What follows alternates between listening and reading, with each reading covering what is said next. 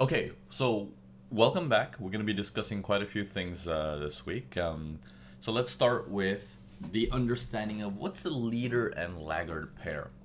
Okay, so and how can it be beneficial to us? Because there's a concept of we hear about it all the time. There's a leader and a laggard pair. You probably heard me say it many times of how I keep an eye on these things. But what does it mean? How do we figure out who they are? And stuff like that. So the leader and laggard pair is a term. Leader means the one who goes the fastest. Laggard means the one who is the slowest. If the word laggard doesn't make sense, we're going to change the word to the word slowest. It's as simple as that. We're going to change the words to fastest and slowest. Okay? No leader and laggard. Okay, we'll keep it simple. All right, so in this particular case, we're looking at the Japanese yen pairs. You can see they're all Japanese yen pairs. And in this Japanese yen pair, you can see from November to December, for the longest time, we've had Japanese yen strength, right? Sorry, weakness. Japanese yen weakness across the board. Now, in this Japanese yen weakness across the board, let's say you're a smaller time frame trader. So this is the daily chart, and according to the daily chart, see, if it's weak, it gets a -1 on this chart, -1 on this chart, -1 on this chart, -1, -1, -1. So that's a -6 total. Okay, so if you're doing your currency strength meters and you have to put in the numbers, this would get a -6 out of 6, which means the world is dumping the yen. The yen is crashing across the board. Okay? Now, we need this underlying force, this massive force of, oh my god, look at the yen, it's just dying. Because in that force, we know a couple things. One, the market is moving. Two, there's heavy volume trading into this, okay? Which means we as general individuals, as much as we buy and sell, we cannot even accumulate close to the volume that the big boys trade. Okay? So having that said, there's volume in here, which means if there's movement and volume in here, people are looking to buy and people are looking to sell. There's more trading activity. Okay? So now enters us, the small people, okay? The small dogs.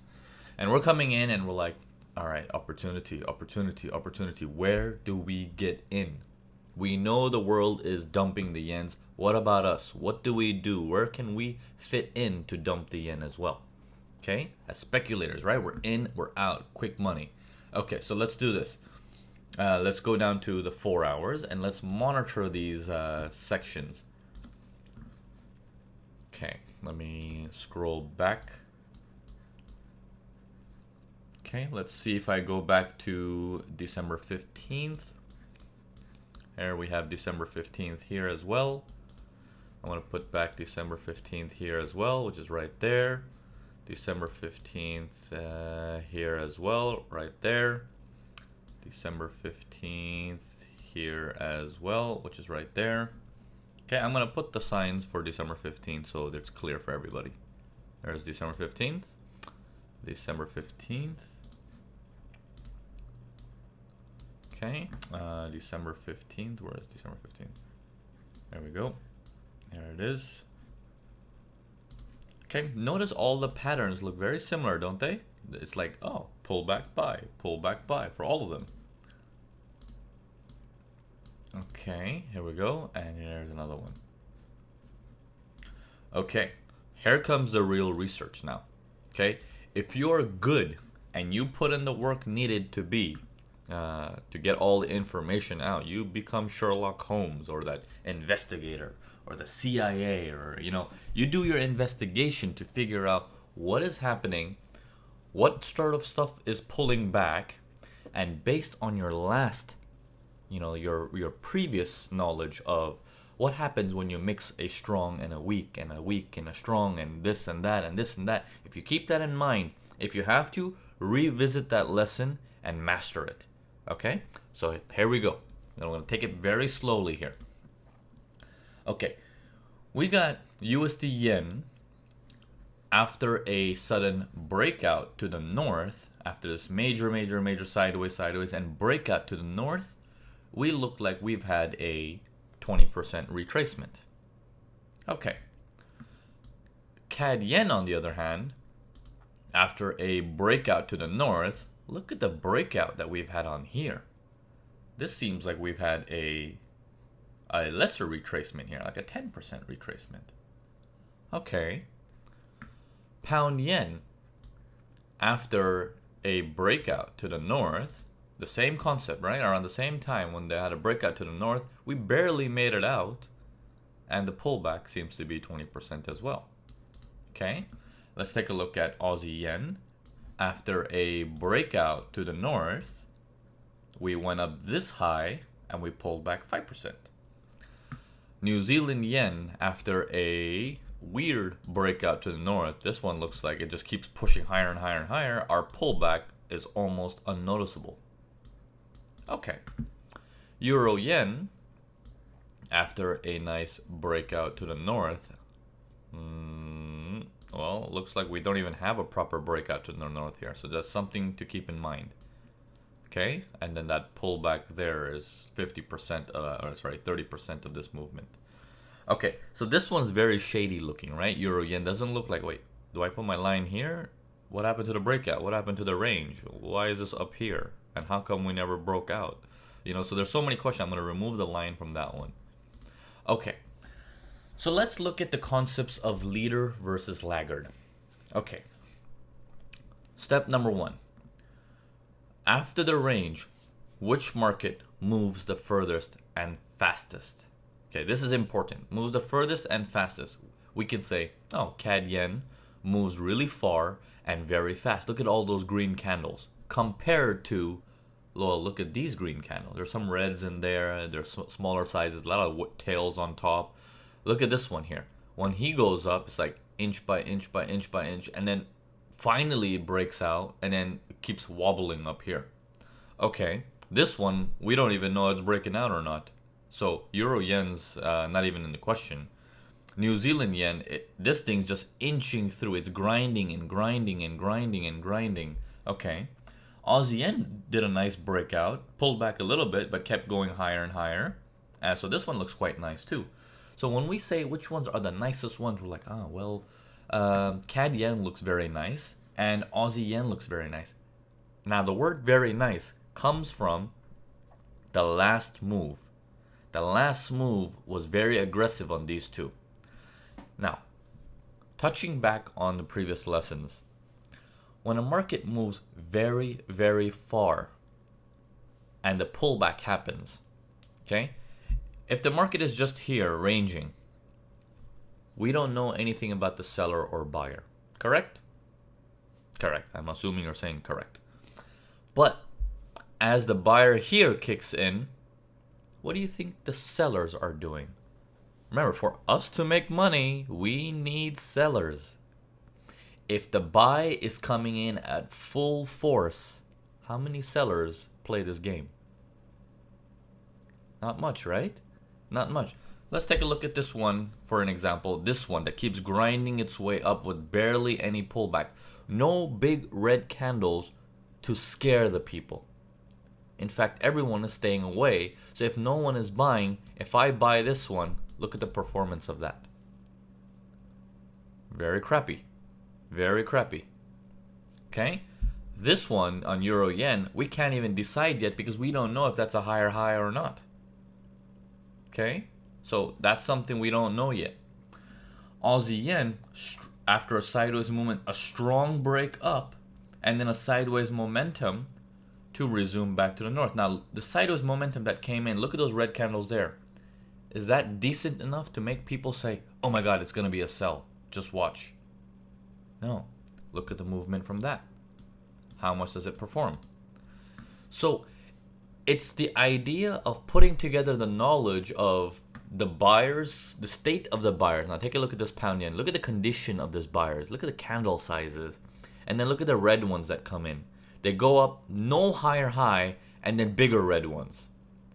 You see, these are good. And look how close it is to support equals resistance. This gives people hope. Okay? USD yen.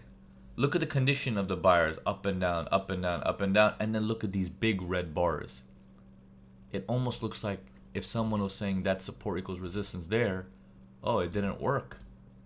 It didn't work. It's actually holding below support resistance. So the sellers will be like, it's not a buy, it's a sell. It's not a buy, it's a sell. So this concept activates sellers. How many sellers on this one? Okay, big sellers there. But does it break support equals resistance for them? Does it make them think, oh shit, here comes the sellers? No, not much. Here, pound yen, yes, a little bit. Because if this is support equals resistance, it looks like he went higher and he just collapsed. So there's more people there. Okay, so when you put all this information together, you come up with, I got a leader here. Okay. And then we got some laggards. Laggards are the ones that look like this. Now, it seems counterproductive almost. It's like, wait a minute. I thought leader was supposed to be the one who goes the highest and the farthest. That's the concept majority of the people have. Is that if he goes the furthest and the strongest and the fastest, he must be the one I want to do my buys on. That basically is a strong pair versus a weak pair. Those you want to be careful from because they are going to try to spike. They're going to try to do all sorts of stuff because there's no sellers there. There's no seller trying to do sells on this thing. And then afterwards, if you look at the market, look at this one. See, look at the sells there. The following effect after it. Look at the following effect on this one. Look at the following effect on this one. Look at the following effect on New Zealand yen. Look how low that comes. Look at the following effect on Euro yen. And the following effect on Aussie yen. Okay? Do you see the logic behind if there is no seller, then there are going to be sellers. It's not just the sellers are kicking in. It's the buyers saying, I have no sellers. I have no choice. Let's drop the market to get sellers to come in. So they start to remove their funds or they start to exit their positions. Hence, the market starts to drop. Does that make sense? Okay, it's a lot to take in at one shot. So the leading pair is the one that shows clear signs of, okay, he's doing something positive, but he's also showing signs of, hey, seller, why don't you give it a go? You know, why don't you give it a go? But the ones who go the fastest and the furthest have dangers with them. The danger number one is, can we get in without getting stopped out? Okay, because they might spike. And then two, once we do the buy, what's the scope of the buy? How far can he travel? Okay, we would like to have trades like this, don't we? Where it's like, okay, well, normally I would exit at the recent high, but this trade is like, boom, one shot all the way to the top. This one, recent high gets conquered and goes a little bit higher. This one also conquered, a little bit higher. But look at this. Look at that little spike there. That extra spike that comes down. Because now sellers are also looking at this one. It's no longer a buyers versus seller. It's a buyer. It's an equilibrium. It's almost like a little range. So they fight here. They fight. And that spike comes out. Okay. In this particular case, it also looks the same, buyer versus seller, but it's not clear for the sellers that it's a sell yet because it's all up in buyer's territory and the signs are not with heavy red candles. This one looks like a buy tried to go up and then failed. Okay, we're gonna do more examples of this because this can be a little bit daunting and difficult, but remember, it's not hard, it's easy. So make sure you keep that mindset in there because as it gets difficult, it might be easy to say, oh man, I don't know how to do this, I quit. Okay, don't do it like that. You know, you guys are Naveen Prithiani students here. You guys are Urban Forex students. Urban Forex students do not quit. Quitting is for losers. Okay, I'm going to say that out loud. Quitting is for losers. Don't be that loser. You guys are better than that. All you need is a little bit of push, and we're going to get through this together. Don't worry. Okay, we're going to go on to the next video with some more examples.